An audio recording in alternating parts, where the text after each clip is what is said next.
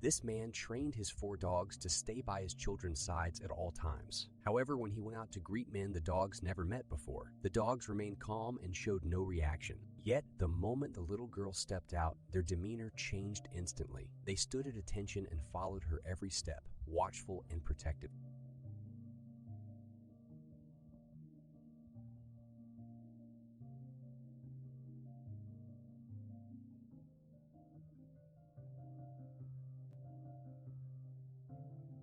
She tried to warn him. You got a second? What's up? I need to talk to you. What do you need? There's a complete emergency going on and you don't believe me. And you need to go home, put on your air conditioner, keep your family safe. Are you Tell safe? everybody you know. Are you safe? And call the news station. Are you safe? No, not yet. Okay. Not yet. Go. I gotta hurry up. Yes. All right. I Pray for need Jesus. you, buddy. We need I'm Jesus. counting on you. I'm going home. You've been called. Yes. Your mission is now. Thank you. Go. Let's go! Every time her husband walks upstairs, the sound he makes reminds her of a song, so she did this.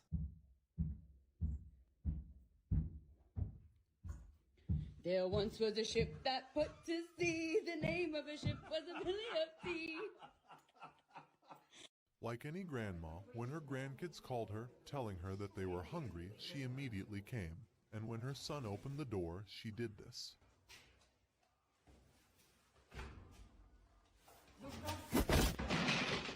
Talk to my grandson like that again, I'll kick your ass. Uh-oh. Let's go. Let's go. Come on. Miss Nan. Let's go. Uh-oh. Do y'all see this shit? Girls Going Wild, the senior edition. This little boy called the radio station in tears, and you won't believe what he had to say. I want to tell you something that God just told me. Okay.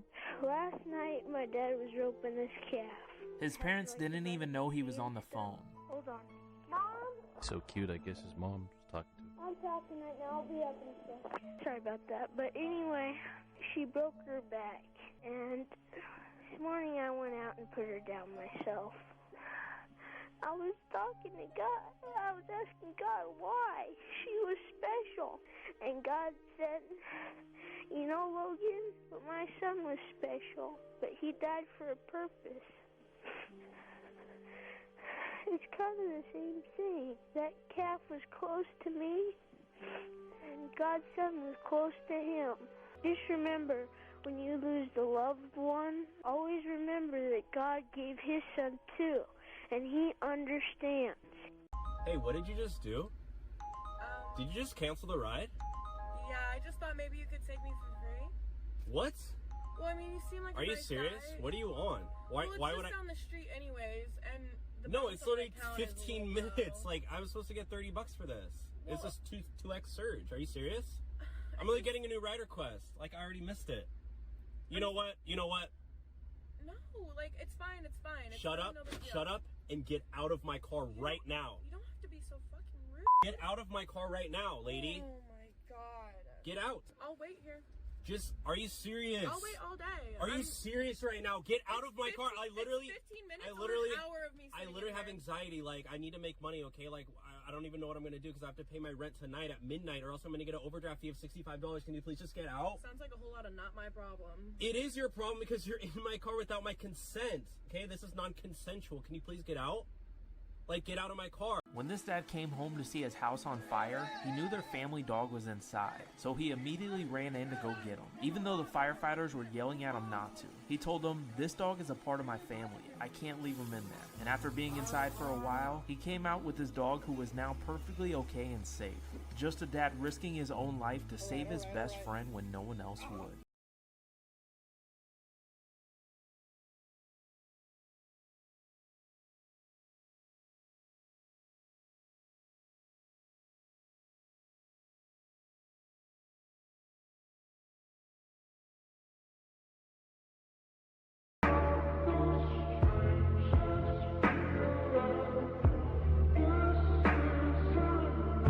I tried the world's scariest elevator. It never stops, has no doors, and you have to time it right to make it on and off. There's actually only a few left in the world due to obvious reasons. Before I hopped on myself, I watched some people do it so I'd be less likely to mess it up. This guy was a pro, and these people made me have second thoughts. I was also curious what would happen if you didn't get off and rode it past the last floor, so the plan was to find that out too. As I approached it, I saw an empty compartment coming up quickly. You actually have to start stepping while the compartment is still well below, or else while you're stepping, the compartment is already halfway up. The window to make it in was actually a lot smaller than I expected. Every 10 seconds or so, I emerged and passed another floor, and eventually it was the point of no return as I passed the last floor. It got darker, started shaking, and for a second I doubted my research and the person who said it's 100% fine to ride the loop. I was 99.9% confident it wouldn't fold, as there's no way it would still exist, but my real fear was if it malfunctioned and stopped while at the top. I saw a whole bunch of giant gears, which you definitely don't want to get something stuck in. 20 seconds later, thankfully I started to see light. I made it off successfully, but then I got back on and it broke down.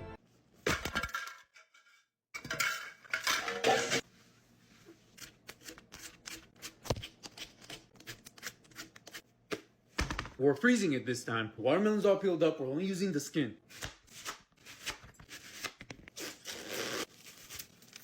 Don't worry, I saved the watermelon because we're going to be eating the skin first. Last time we dehydrated the skin, but this time we're going to freeze it. But first, we got to turn it into candy. We're making tanghulu out of the skin, but first we're going to cut it into shapes.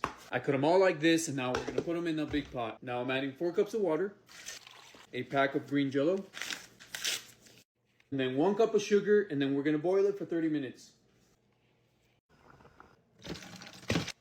Strain the watermelon candy, it's ready. Now we're going to poke these through the candy. Now we're going to freeze them overnight and we're going to turn them into tanghulu.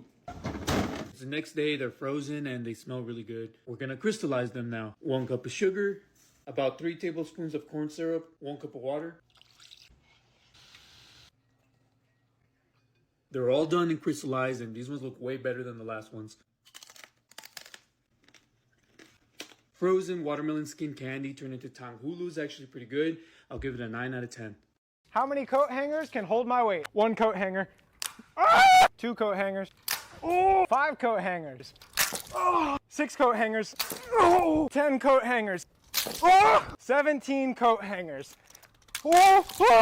20.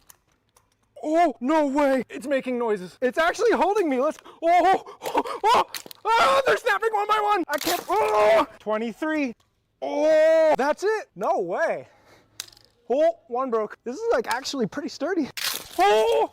This chicken has been sitting in buffalo sauce for 24 hours, and we're gonna dry age it. Now I love buffalo chicken, so this one should be very interesting. Added the chicken to my trusty marinating file cabinet and completely covered the bird in an ungodly amount of franks. 24 hours later, had to go for a quick taste.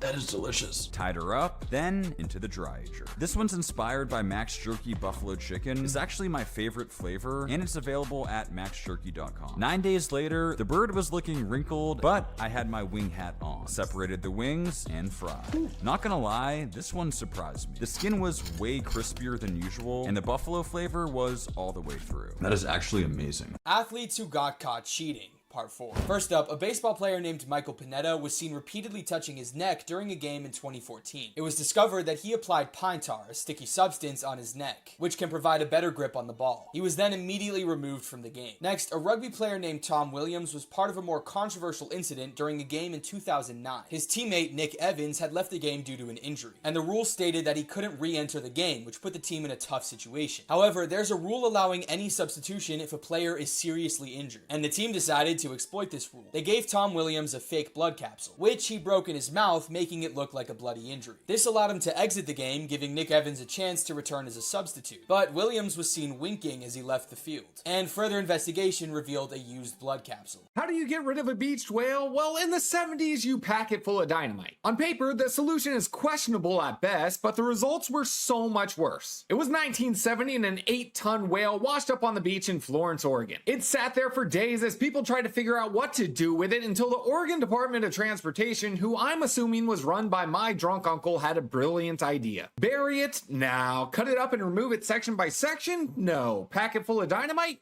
Now you've got my attention. They put half a ton of dynamite in the whale expecting to vaporize it in tiny pieces that seagulls could eat. Instead, spectators hundreds of yards away had chunks of whale rain down on them and their vehicles, many of which were crushed by whale debris. All of this and half of the whale was still left on the beach, and those seagulls that were supposed to eat the smaller pieces, well, they were scared off from the explosion. This is the funniest flight attendant ever. If you do decide to leave, you will not be allowed access back on board, and parachutes are not included. Here at Frontier Airlines, we like to keep up with all the latest fashion trends. In the event that this flight becomes a cruise, all of you lucky people get your own itsy bitsy teeny weeny yellow polka dot bikinis beneath your seat. Once you're outside the aircraft, pull down sharply on the red tab that's on the front, or for those of you who love to make life difficult, you can blow into that red tube near your shoulder to bloat.